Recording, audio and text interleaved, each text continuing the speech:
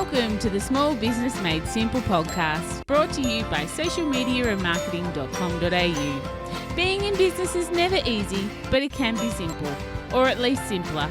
Join me, your host Jen Donovan, every week where we focus on marketing, social media, and working towards simplifying your business. You with me? Let's do this. Gonna dream it big, 'cause someone out there listening. Everyone's got a voice to give, and it's time I heard you whistling, 'cause there's no point at all,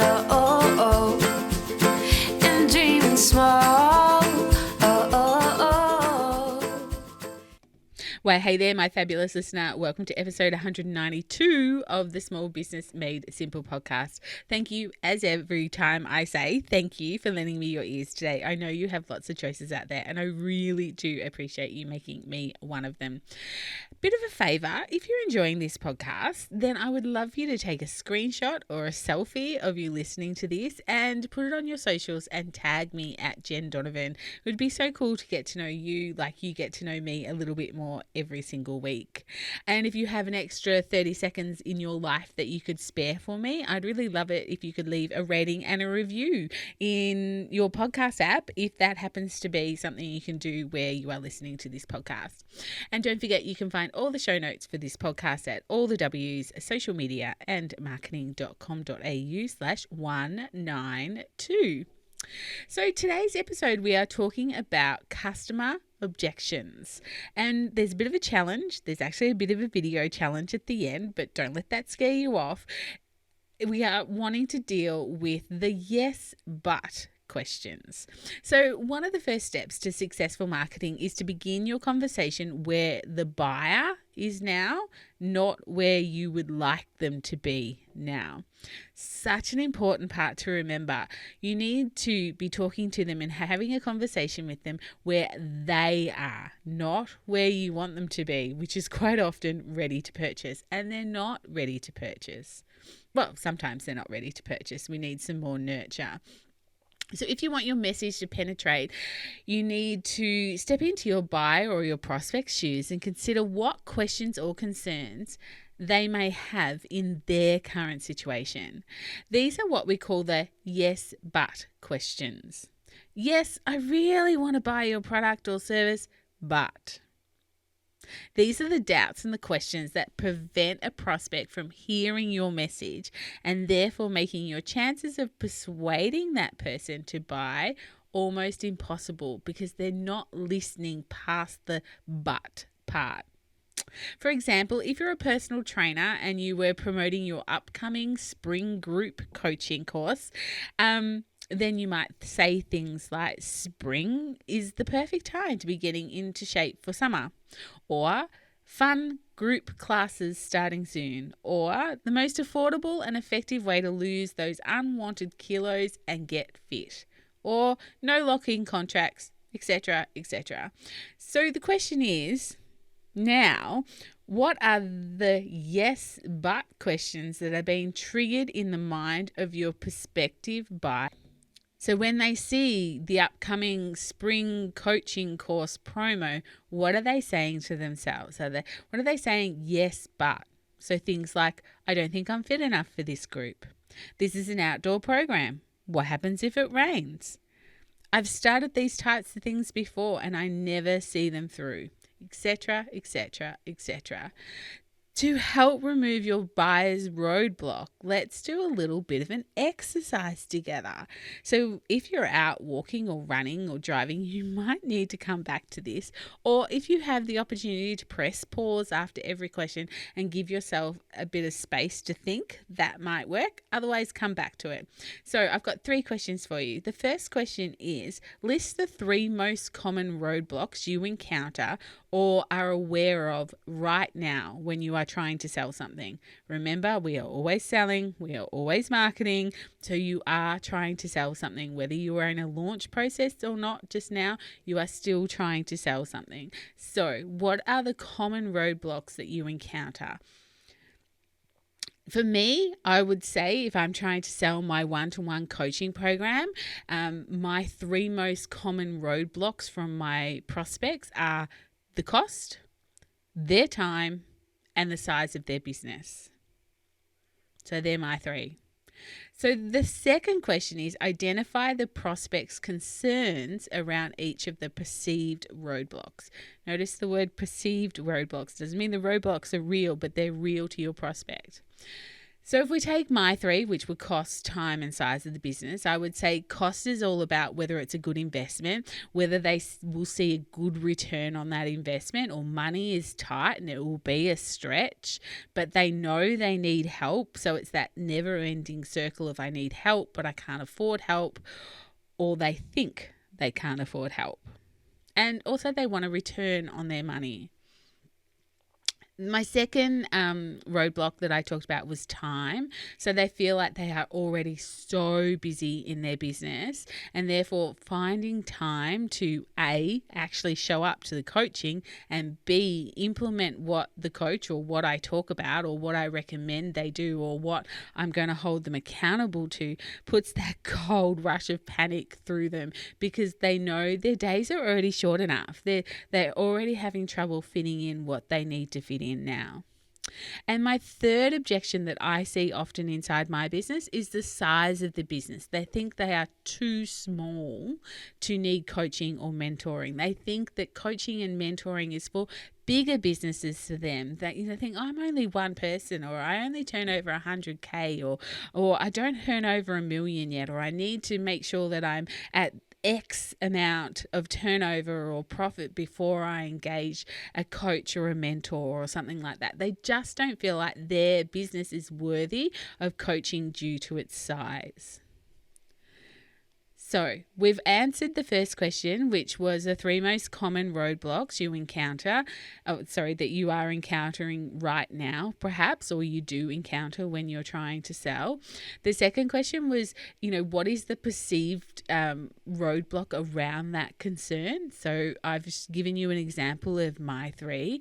And so then the third one is to create an outline of the marketing message you would need to build to neutralize each potential roadblock in the prospective buyer's decision making.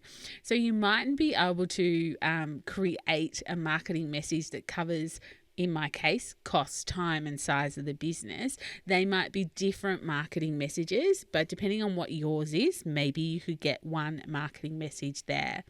So an outline to neutralize a marketing message that perhaps I might use just as a bit of a draft is something. Do you need to grow your business? Are you so busy being busy and doing all the doing in your business that the thought of making more money and doing more just seems impossible? And you're doing all this work and you're not even paying yourself? I know, I get it. You need someone to have your back. Simplify this business thing, keep you on track with some accountability, and be a sounding board for all those tiny and huge questions that you seem to have running a business by yourself. So if you're feeling like this, maybe it's time to ask for help. Help from someone who's been where you've been, has grown a successful business, who aligns with your values and has the skills that you're missing to take you to the next level or just get you out of the rut that you are in now. So let's chat. Let's have a 20-minute, no obligation chat to see if I can help you and if we are a good fit for each other. Click here. So something like that would be mine. I know it doesn't address all of the roadblocks that I talked about, as in time, money, and size of the business, but that would be something that I would do. So the bottom line is, if you want to convert more people from being just a prospect to actually being a paying customer, you will need to eliminate their yes, but questions. So now it's time for you to practice sharing your wisdom, maybe on a social channel via a video. So this is the challenge today. I want you to think of what the 3 most common roadblocks are. I want you to put your concerns, put your prospects' concerns around each one of those perceived roadblocks. Then I want you to do an outline of a marketing message to neutralize one or all of these potential roadblocks. And when you've got that, I want you to practice it. I want you to do a video on social media selling what it is that you're selling, but dealing with the objections, dealing with the yes, but question. It doesn't matter if you aren't launching something right now. You are always selling, like I said, just like you are always marketing. So choose the best one from above that you've made, the common roadblock that you see is most applicable right now for where you are in your business, and write a super quick script for it. Think maybe 60 seconds and do something like this on an Instagram or Facebook story, or just something super simple for you. These things aren't war and peace. It's about dealing with the objections, the yes but questions as to why people aren't buying from you. This is such an interesting exercise. We know what we can do for people, but people have objections. They have the head nod yes, and then they put the but after it.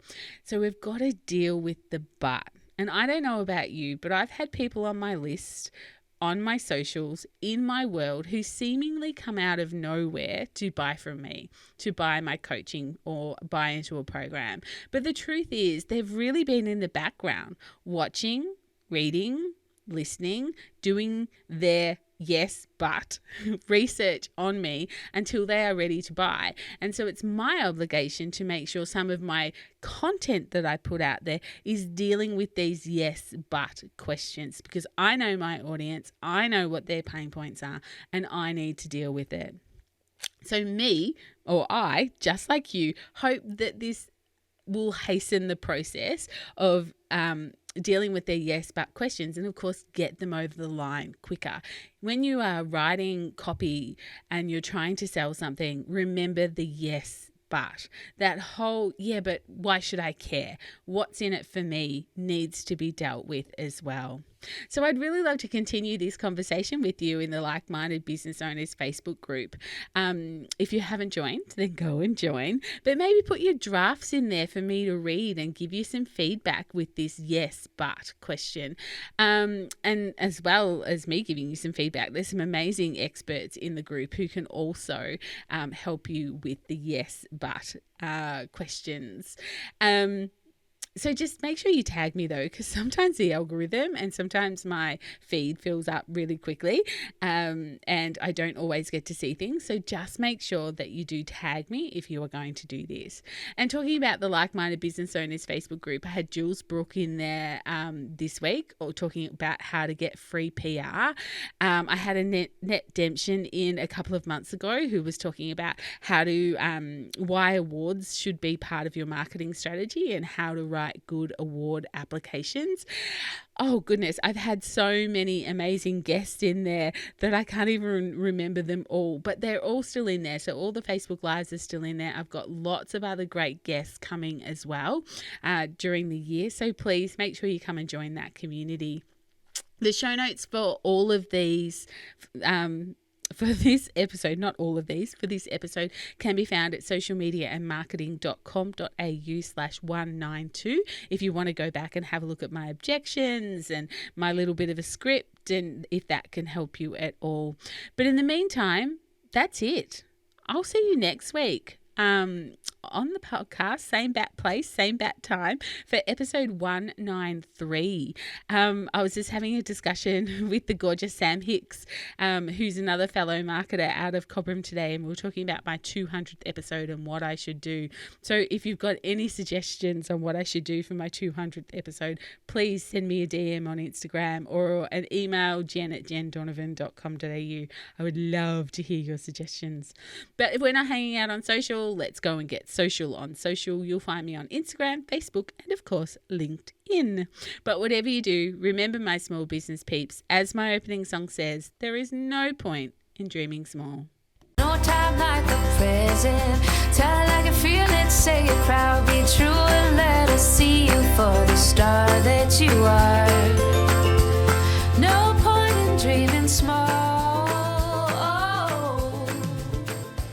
I would like to acknowledge the traditional custodians of the land, the Yorta Yorta people, on which I record this podcast and conduct my business today, and pay my respects to their elders, past and present. I extend this respect to the Aboriginal and Torres Strait Islander people here with us today as well.